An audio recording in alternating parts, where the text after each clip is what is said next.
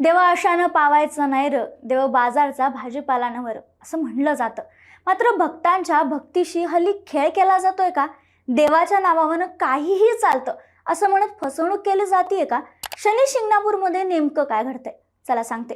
गेले काही महिने शनी शिंगणापूर देवस्थान चर्चेत आहे. वेगवेगळ्या कारणावरून हे चर्चेत येते. काही दिवसांपूर्वी मुस्लिम कर्मचाऱ्यांना कामावरून कमी करण्यात आलं, यावरून वाद झाला. दरम्यान देवस्थान ट्रस्टमध्ये कोट्यावधीच्या चोरीचा संशय व्यक्त करण्यात आला होता.